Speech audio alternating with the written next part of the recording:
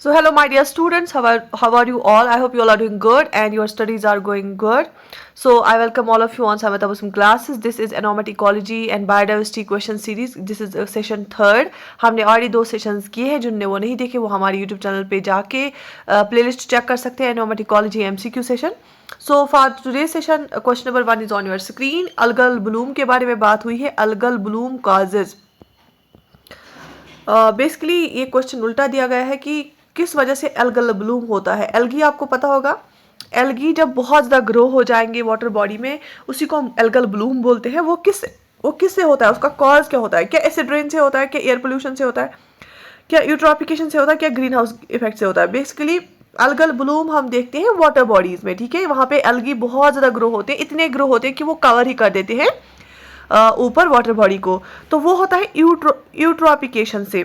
यूट्रॉपिकेशन क्या होता है? यूट्रॉपिकेशन होता है जब बहुत सारे न्यूट्रिएंट्स, जैसे एग्रीकल्चरल लैंड हो या इंडस्ट्रियल आउटलेट्स, जो इनके वेस्ट निकलता है, जब वो वाटर बॉडी में आ जाता है तो न्यूट्रिएंट्स बहुत ज़्यादा मकदार में चले जाते हैं वाटर बॉडी में. ठीक है, वाटर बॉडी में न्यूट्रिएंट्स आ जाते हैं.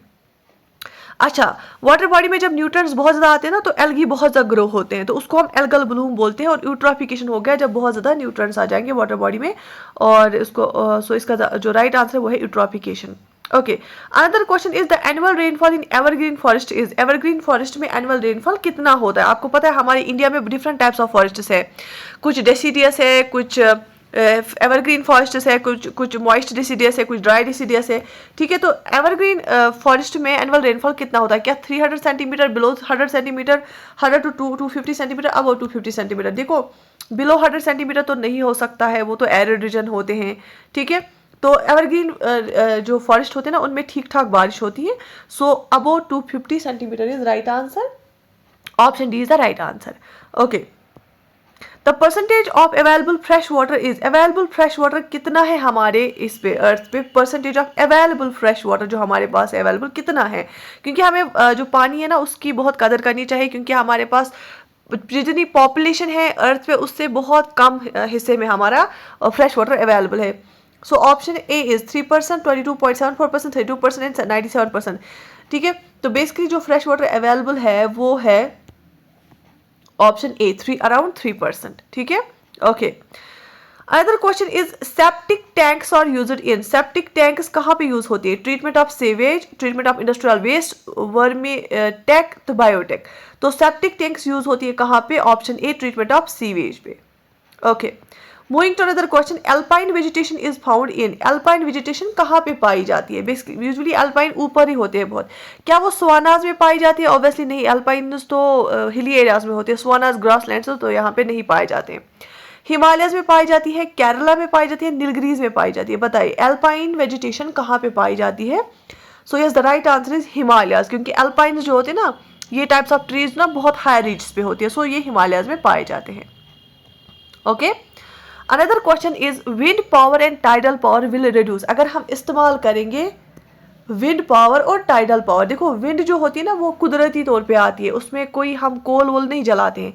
टाइडल जो है ना वो सी जब ये होती है सी लेवल्स, जो सी वेव टाइड्स उठती है ना समंदर पे ही, due to the attraction of, due to the this pull of moon and sun. तो टाइड से भी हम पावर जनरेट कर सकते हैं, विंड से भी पावर जनरेट कर सकते हैं, टर्बाइन्स को चला सकते हैं. उससे क्या हो जाएगा? एयर पोल्यूशन कम हो जाएगा, वाटर पोल्यूशन कम हो जाएगा, सॉइल पोल्यूशन कम हो जाएगा, साउंड पोल्यूशन कम हो जाएगा. ऑब्वियसली उससे तो पोल्यूशन कम हो जाएगा, लेकिन सबसे ज़्यादा एयर पोल्यूशन कम हो जाएगा, क्योंकि अभी हम कोल बेस्ड पावर प्लांट्स इस्तेमाल करते हैं. जब हम कोल बेस्ड पावर प्लांट्स इस्तेमाल करते हैं, उससे क्या होता है? उससे एयर पोल्यूशन हो जाता है. सबसे ज़्यादा एयर पोल्यूशन उसी से होता है. तो जब हम विंड पावर इस्तेमाल करेंगे, टाइडल पावर इस्तेमाल करेंगे, तो उससे जो है एयर पोल्यूशन कम हो जाएगा. One horned dinosaurs is found in. One horned dinosaurs is found in. क्या वन हॉर्नड डायनासोर्स को हम कभी कभी ऑप्शंस थोड़ा टेढ़े मेढ़े दिए होते हैं, लेकिन हमें ये देखना है क्या वन हॉर्नड डायनासोर्स हिमालयस में पाए जाते हैं, क्या कच्छ में पाए जाते हैं, मलाबार रीजन में पाए जाते हैं, स्वैम्प्स में पाए जाते हैं? देखो हिमालयस तो हिली नॉर्दर्न एरियाज स्टेट्स में पाया जाता है. ये इसकी दिस ना कच्छ तो गुजरात में है ना. मलाबार रीजन केरल में है, लेकिन वन हॉर्नड डायनासोर स्वैम्पी एरियाज में पाए जाते हैं, नॉर्दर्न ईस्टर्न साइड, असम. ठीक है, so option B is the right answer. The molecular formula for water is, आपको पता है जो वाटर है उसमें 2 हाइड्रोजन होते हैं और 1 ऑक्सीजन होता है. So H2O is the right answer for what? Water.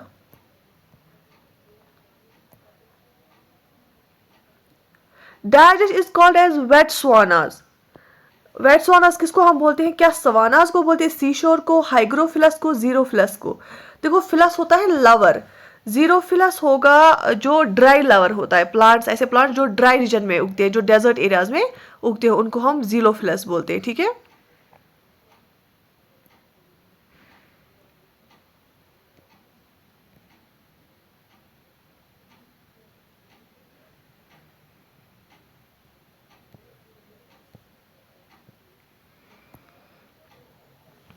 अच्छा, तो वेट स्वानास कहाँ पे पाए जाते हैं? देखो यहाँ पे वेट स्वानास की बात की गई है. वेट मतलब जो बहुत ही गीला गीला होगा. और हाइग्रोफिलस क्या होता है? जो डैम्प कंडीशन में प्लांट्स उगते हैं, डैम्प कंडीशन में, तो ये भी गीला होता है, डैम्प ही एरिया. ठीक है. सो इसलिए option C hygrophilous is the right answer for this. Okay, moving to another question. Stinging cells are seen in. Stinging cells किस में पाई जाती है? लाइकन में, लीच में, सी एनिमोब में, हर्मिट क्रैब में. स्टिंगिंग सेल्स कहाँ पे पाई जाती है? And yes the right answer is option C anemone. Okay, compositing is done with the help of. Compositing, हम जो कंपोजिट खाद हम बनाते हैं ना, वो किसके हेल्प से बनाते हैं? Option A insects, viruses, earthworm, protozoans. So yes the right answer is option C, earthworms की हेल्प से बनाए जाते हैं. The mangrove vegetation is otherwise called as. Mangrove vegetation को हम क्या बोलते हैं? और क्या वो हाइग्रोफिलस होती है, क्या वो मीजोफिलस होती है, जीरोफाइट्स होती हैं, हेलोफाइट्स होती हैं? मैंग्रोव्स होती है ना जो सलाइन एरिया में, सलाइन वाटर में रेजिस्ट कर पाते हैं. सलाइन क्या होता है? साल्टी, जहाँ पे सॉल्ट कंसंट्रेशन ज़्यादा होता है. तो जो मैंग्रोव्स है ना, तो मैंग्रोव्स वेस्ट बंगाल में पाए जाते हैं. मैंग्रोव्स गुजरात में पाए जाते हैं. और सुंदरबन एरिया में मैंग्रोव्स ज़्यादा पाए जाते हैं ना. ओके, तो मैंग्रोव वेजिटेशन जो है, हेलोफाइट्स उनको हम बोलते हैं क्योंकि वो सलाइन जो है सॉल्ट रेजिस्ट कर पाते हैं. Sound is measured in. Sound measure हम किस में करते हैं? पास्कल में, डेसिबल में, एम्पायर में, लाइट ईयर में. Sound is measured in decibel. Option B decibel. Global warming is due to. Global warming किससे होती है? Increase in carbon dioxide concentration, increase in oxygen concentration, increase in NO2 concentration, increase in SO2 concentration. ठीक है. तो global warming is due to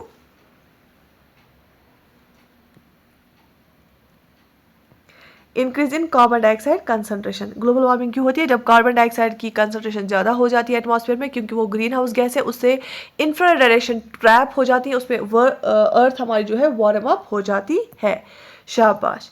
अच्छा, which of the following is a fuel tree. इनमें से कौन सा ऐसा है जिसको हम फ्यूल ट्री बोलते हैं? ठीक है. So options, 4 options are given here and option C is the right answer. The solid outer portion of the earth containing soil and rock is called. जो अर्थ का सॉलिड पोर्शन होता है ना, जिसमें सॉइल और रॉक्स पाए जाते हैं, उसको हम क्या बोलते हैं? उसको एटमॉस्फेयर, लिथोस्फेयर, आयोनोस्फेयर, हाइड्रोस्फेयर.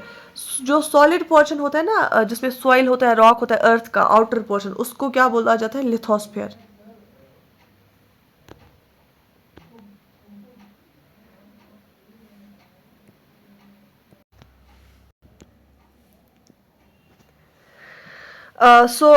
जो हमारी अर्थ है, इसका जो आउटर पोर्शन है, उसमें सॉइल और रॉक का बना हुआ होता है, उसको हम क्या बोलते हैं? उसको हम बोलते हैं लिथोस्फीयर. ठीक है. That's called lithosphere. और एटमॉस्फेयर क्या होता है? जो हमारा फ़ज़ा होता है, उसमें लेयर्स होती हैं, ट्रोपोस्फीयर, स्ट्रेटोस्फीयर, मीजोस्फीयर. ठीक है. तो वो लेयर्स का बना होता है. हाइड्रोस्फीयर होगा जिसमें पानी वाला हिस्सा हमारी अर्थ का. So option B lithosphere is the right answer. Okay, oxygen carrying capacity of blood is reduced by. हमारी जो ब्लड की ऑक्सीजन कैरिंग कैपेसिटी है, हमारा जो ब्लड, जब हम ऑक्सीजन इनहेल करते हैं थ्रू लंग्स, ठीक है, लंग्स के थ्रू हम ऑक्सीजन इनहेल करते हैं और कार्बन डाइऑक्साइड एक्सहेल करते हैं. जब हम लंग्स के थ्रू ऑक्सीजन अंदर लेते हैं, फिर अल्टीमेटली वो हमारी ब्लड सेल्स में चला जाता है, क्योंकि हमारी ब्लड में जो है हर एक सेल में जो है ऑक्सीजन चाहिए होता है। So oxygen carrying capacity of blood is reduced bye, ये जो ब्लड की ऑक्सीजन को कैरी करने की जो कैपेसिटी है वो किससे कम हो जाती है? Nitrogen, carbon dioxide, carbon monoxide, sulphur dioxide. हमारे ब्लड में हीमोग्लोबिन होता है, HB, ठीक है, हीमोग्लोबिन होता है। हीमोग्लोबिन को जो है उसके साथ टॉक्स ये मिलके कार्बन मोनोऑक्साइड जो है वो option B here is the right answer. नहीं, कार्बन डाइऑक्साइड नहीं होगा, कार्बन मोनोऑक्साइड इसका राइट आंसर होगा। Carbon monoxide, not carbon dioxide, option C carbon monoxide इसके लिए रेस्पॉन्सिबल होता है। कार्बन डाइऑक्साइड CO2 जिसमें एक कार्बन और 2 ऑक्सीजन होते हैं, कार्बन मोनोऑक्साइड C और O होते हैं और ये पॉइजनस होता है, ठीक है, जिससे डेथ हो जाती है। आपने देखा होगा कि विंटर्स में जो बुखारी की वजह से फिर क्या होता है, वहाँ सफोकेशन होता है, फिर लोगों की डेथ होती है, तो वो कार्बन मोनोऑक्साइड पॉइजन की वजह से हो जाता है। Water pollution is caused due to, water pollution क्यों होता है? Increase in ground water, mixing of effluents, reduction of ground water, climate change. Water pollution is caused due to, water pollution किससे होता है? So yes, option B, mixing of effluents. जब different sources से ये आती हैं, जब डिफरेंट सोर्सेज से वेस्ट आके वाटर बॉडी में चले जाते हैं, जब इंडस्ट्रीज़ के वेस्ट आते हैं, एग्रीकल्चरल वेस्ट आते हैं, उससे क्या हो जाता है? वाटर पोल्यूशन हो जाता है, ठीक है।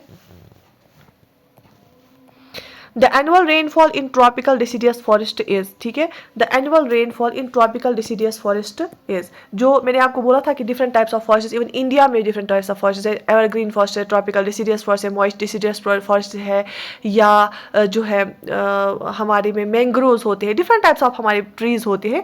ट्रॉपिकल डिसीडियस फॉरेस्ट जो बेसिकली ये रेनफॉल पे डिपेंड होगा ना, जहाँ पे जितना रेनफॉल होगा उतने वहाँ पे एवरग्रीन फॉरेस्ट्स होंगे, तो जितना रेनफॉल होगा ना उतने वहाँ पे फॉरेस्ट्स होंगे। तो ट्रॉपिकल डिसीडियस फॉरेस्ट में एनुअल रेनफॉल कितना होता है? क्या 300 सेंटीमीटर होगा? देखो, एवरग्रीन रेन फॉरेस्ट जो होते हैं ना उसमें सबसे ज़्यादा जो है रेनफॉल होता है, उसका हमने देखा था वहाँ पे अबो 250 सेंटीमीटर होता है, जो हमने आज के सेशन में ही देखा था। अब अगर हम ट्रॉपिकल डिसीडियस की बात करेंगे, वहाँ पे कितना होता है? 100 to 250 सेंटीमीटर, ठीक है, शाबाश। इसके बाद the cycling of elements in an ecosystem is called, ecosystem में जब एलिमेंट्स की साइकिलिंग होती है ना, उनको हम क्या बोलते हैं? इकोसिस्टम में जब एलिमेंट्स की साइकिलिंग होती है, जब एक साइकिल होता है एलिमेंट्स का, biogeochemical cycles, geochemical cycles, geological cycles, chemical cycles, उसको हम क्या बोलते हैं? जब साइकिलिंग ऑफ एलिमेंट्स होती है इकोसिस्टम में, उसको क्या बोला जाता है? And yes, the right answer is option A, biogeochemical cycles, ठीक है, okay. Which of the following is the most important factor responsible for decline of biodiversity? Biodiversity सबसे ज़्यादा, जो देखो बायोडाइवर्सिटी जब डिक्लाइन होती है ना तो ये नुकसान होता है, क्योंकि हमारे एनवायरनमेंट में डिफरेंट तरह के पेड़ पौधे होते हैं, जब वो कम हो जाते हैं ना, बेसिकली क्यों होते हैं? सबसे ज़्यादा डिफरेंट फैक्टर्स तो है, सबसे ज़्यादा फैक्टर क्या होता है? Controlling pests, controlling predators, destruction of habitat, genetic assimilation, और yes, the right answer is destruction of habitat, okay. So yes, option C, destruction of habitat is the right answer. Which one of the following is not included under the basic component of the environment? देखो, जो environment का basic component है ना, इनमें से क्या नहीं है? Biotic component, abiotic component, energy component, spatial component. अच्छा, तो हमें बोलना है कि बेसिक कंपोनेंट एनवायरनमेंट में इनमें से क्या नहीं है? बायोटिक कंपोनेंट हो गया लिविंग, जो लिविंग ऑर्गेनिजम्स होती है इसमें, ठीक है। एबायोटिक हो गया नॉन लिविंग वाले। एनर्जी वाला कंपोनेंट, क्योंकि सारी एनर्जी सन से आती है, फिर प्लांट्स ग्रो होते हैं, फिर प्लांट्स की एनर्जी ऊपर ऊपर चली जाती है, तो इसमें जो आंसर है वो है ऑप्शन सी, स्पाशियल कंपोनेंट, मतलब जो जगह का, वो बेसिक कंपोनेंट में नहीं आता है। बायोटिक, एबायोटिक और एनर्जी भी हम बोल सकते हैं बेसिक कंपोनेंट है। In a food chain the stable energy utilized by plants is only, अच्छा, फूड चेन में जो एनर्जी प्लांट्स यूज करते हैं ना वो कितनी होती है? So option C 1%, okay. This is the very important question. Biosphere reserves are areas to preserve, biosphere reserves कौन से एरियाज होते हैं, उसमें क्या प्रिजर्व किया जाता है? So options are atmospheric balance नहीं, एग्रीकल्चरल प्रोड्यूस नहीं, ग्रासलैंड नहीं, जेनेटिक डाइवर्सिटी। बायोस्फीयर रिजर्व्स हम इसीलिए एरियाज को डिक्लेयर करते हैं सो दैट हमारी जेनेटिक डाइवर्सिटी वो बरकरार रहे, उसको हम प्रिजर्व कर सके, ठीक है। इसके बाद the concept of carbon credit originated from which one of the following, from which one of the following, जो कार्बन क्रेडिट होगा ना, ये the concept of carbon credit originated from which one of the following. अच्छा, इनमें से किस में से जो है ऑरिजिनेट होता है carbon credit? Kyoto protocol, Doha round, Montreal protocol, earth summit. So yes, the right answer is carbon credit जो है वो ऑरिजिनेट कहाँ से होता है? किस प्रोटोकॉल के थ्रू बोला गया कि कार्बन क्रेडिटिंग जो है मार्केट सिस्टम करना है? So Kyoto protocol is the right answer here, ठीक है। The non biotic component of underground water is, non biotic component क्या है इनमें से? आर्सेनिक, अंडरग्राउंड वाटर जो वाटर में होता है, आर्सेनिक, अलगी, बैक्टीरिया, वायरस। अगर हम देखेंगे बैक्टीरिया लिविंग होता है, अलगी लिविंग होता है, वायरस अगर लिविंग के अंदर होगा तो लिविंग होगा, बाहर होगा तो नॉन लिविंग होगा, लेकिन arsenic categorical is a non biotic component, abiotic component जो कि नॉन लिविंग होता है। आर्सेनिक एक मेटल होता है, हैवी मेटल, और जब ये पानी में होता है, ज़्यादा मकदार में होता है, तो पानी जो है वाटर पोल्यूशन हो जाता है। Which among the following is not an endangered bird of India? इनमें से हमें बताना है इंडिया का एंडेंजर्ड बर्ड इनमें से कौन सा नहीं है। लेकिन मैं हमेशा इन क्वेश्चंस पे बोलती हूँ इनका स्टेटस चेंज होता रहता है। जैसे ग्रेट इंडियन बस्टर्ड है ना, क्रिटिकली एंडेंजर्ड है, या इसमें तो ऑप्शन मलाड है, लेकिन आप इनका चेक कर लेना अभी वाला स्टेटस क्या है। Okay, climate change is caused by, climate change किससे होता है? ग्रीन हाउस गैस से, डिप्लीशन ऑफ ओजोन लेयर से, पोल्यूशन से, ऑल ऑफ द अबो से। Sir right answer is all of the above. हर कोई इनमें से तीनों ऑप्शंस एक ना एक तरीके से इसके रीजन बनते हैं। The minimum area of the land required to completely sustain the life of one person is called his. जो एक पर्सन को मिनिमम एरिया चाहिए ना ज़मीन का जिसमें कम्प्लीटली लाइफ सस्टेन होती है, उसको हम क्या बोलते हैं? Biota, biome, Nishi, ecological footprint. So yes the right answer is ecological footprint, option D. Okay, the highest chemical pollution is caused by the industrial effluents of. जो हाइस्ट केमिकल पोल्यूशन है वो किससे कॉज होते हैं? इंडस्ट्रियल एफुलेंट्स। जो है industrial, मतलब जो इंडस्ट्री से वेस्ट निकलता है ना, उससे सबसे ज़्यादा केमिकल पोल्यूशन हो जाता है।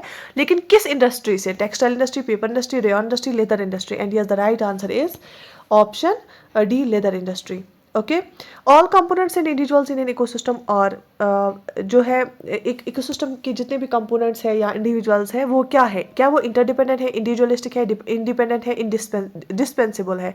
जो कंपोनेंट्स और इंडिविजुअल्स इकोसिस्टम के हैं ना, बेसिकली वो इंटरडिपेंडेंट है। जैसे ह्यूमंस प्लांट्स पे डिपेंड है, हर्बीवोर्स प्लांट्स पे डिपेंड है, बाकी कॉर्निवोर्स हर्बीवोर्स पे डिपेंड है। हम एक दूसरे के बगैर किसी काम के नहीं। अगर हमारी बायोडाइवर्सिटी खत्म हो जाएगी, इंसान भी खत्म हो जाएगी। Rajiv Gandhi environment award is given for outstanding contribution to. किस कंट्रीब्यूशन के लिए राजीव गांधी एनवायरमेंट अवार्ड दिया जाता है? So option is clean technology and development के लिए। हालांकि पुराना करंट अफेयर वाला क्वेश्चन है, फिर भी याद रख लेना।